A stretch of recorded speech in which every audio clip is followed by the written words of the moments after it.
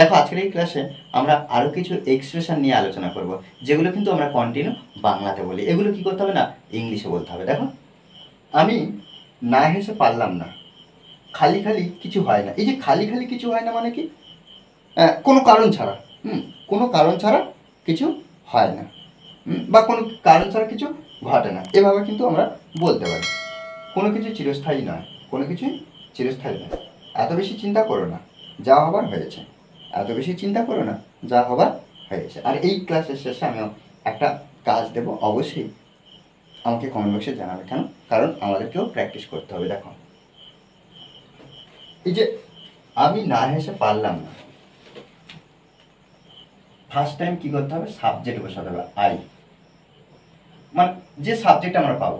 তাহলে এই যে পারলাম না, কুড নট বাট ব্যবহার করব, মানে কোনো কিছু কাজ না করে পারলাম না। আমি যেমন কি, আমি না হেসে পারলাম না, তাহলে আই কুড নট বাট কি করে, হেসে, লাভ। ওকে, খালি খালি কিছু হয় না, বা খালি খালি কিছু ঘটে না, বা কোনো কারণ ছাড়া কিছু ঘটে না। এর জন্য আমরা কি লিখতে পারি, নাথিং, নাথিং হ্যাপেন্স।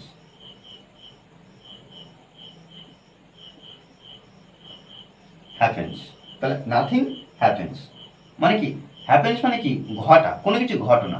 তাহলে ঘটে না কিছু কোনো কারণ ছাড়া। Nothing happens without reason, without reason. Okay, কোনো কিছু চিরস্থায়ী নয়, কোনো কিছুই চিরস্থায়ী নয়। তাহলে এখানে আমরা একটা লিখতে পারি যে নাথিং ইজ ফরএভার। তাহলে নাথিং ইজ ফরএভার মানে এই যে কোনো নয়, এর জন্য আমরা কি করলাম, নাথিং।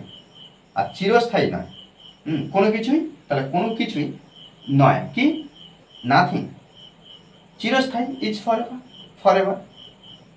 এত বেশি চিন্তা করো না, যা হবার হয়েছে। তাহলে এখানে আমরা লিখতে পারি যে ডোন্ট ওয়ারি। এই যে এত, তাহলে চিন্তা করো না, ডোন্ট ওয়ারি, চিন্তা করো না। এত, সো মাচ, সো মাচ কি, যা হবার হয়েছে। এর জন্য এই যে যা, এর জন্য আমরা ব্যবহার করবো so what, so what, so what হয়েছে। তাহলে এর জন্য আমরা কি করব, হ্যাজ টু বি। ওকে, দেখো এইভাবে কিন্তু আমাদের অনবরত প্র্যাকটিস করতে হবে। আর শেষের যে বাক্যটা কি, আমি সেখানে না গিয়ে পারলাম না, আমি সেখানে না গিয়ে পারলাম না। দেখো এই বাক্যটা আমাকে অবশ্যই কমেন্ট বক্সে জানাবে। কেন? কারণ প্র্যাকটিসের বিকল্প কিছু নেই।